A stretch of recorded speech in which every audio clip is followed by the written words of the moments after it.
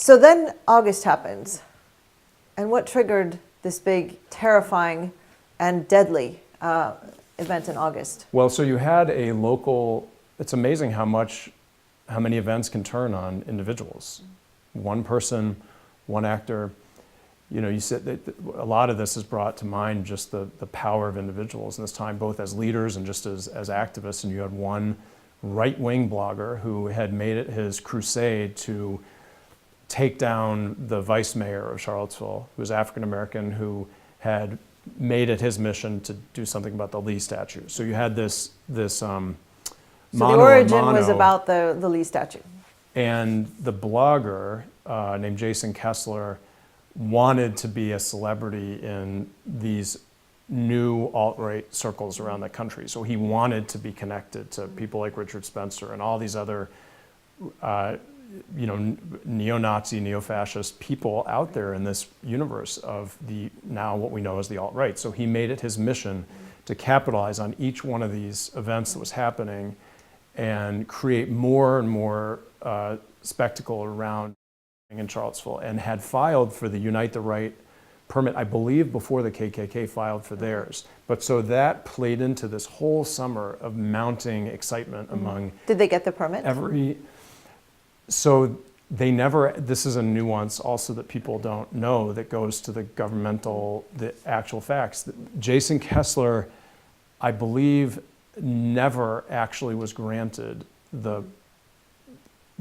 he was granted the permit, I believe, only by default when a federal judge ruled against the city's decision to grant him a permit only in this different location. So one of the interventions that I led, again, through this strange power of the mayor and a council manager system, was to overrule our city manager and our chief of police and our city attorney, all of whom did not think that we had the facts or the law on our side to try and relocate the rally to a safer location. We definitely didn't have the facts on our side to cancel, to not grant the permit because of what the law is. Because of what the law is. We tried to relocate it to this safer location, and because of that, the decision that the city manager announced was that the permit would be granted, but only for this other location. And that's a detail that a lot of people So that was just a mistake. Because, well, no, it was our decision was grant the permit, but only at a new location. And then we were sued the next day by the Virginia ACLU and Kessler and this other institute. And then that litigation happened the 5 days before the event was scheduled to happen. You were and then sued we lost because in everybody court. felt that they should be able to hold the rally at the original place that they requested? We were sued because the Virginia ACLU and Kessler felt that they needed to be proximate to the Lee statue, which was what the speech purportedly was going to be about. And most First Amendment So the ACLU and Kessler are on the same side of this? Yes. Okay, that's a curious situation. But the ACLU has, a lot of our free speech law in America, another complicated detail that people, forget, has been created by the ACLU representing groups like the Ku Klux Klan. And that's the law that we have, which is a very, in many respects, wonderful set of traditions and principles we have. In many respects. Holds that toxic, hateful speech is protected unless it becomes an imminent incitement to unlawful action, unless it becomes speech about a planned criminal act. Right. I think free speech is definitely at issue, and we'll come back to free speech in a minute. But what happened at the rally, just briefly, we all saw the horrendous pictures of the young woman who was killed when the car drove into a crowd. Yeah.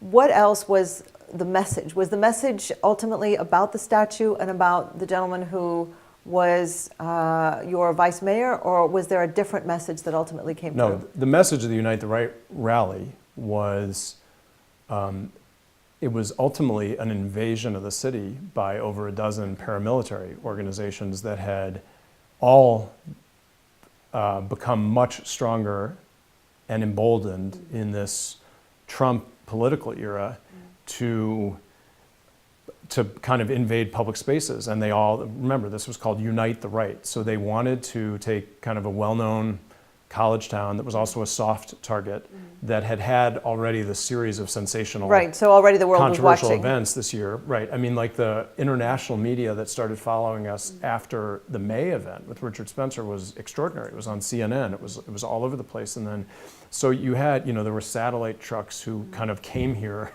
earlier this that word week. And paramilitary, I think, is really important because it's very important. so we have a Second Amendment also. Right.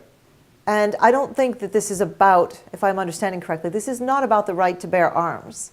But when you use the word paramilitary, are you suggesting that the arms were used to threaten criminal activity as opposed to other forms of acceptable free speech?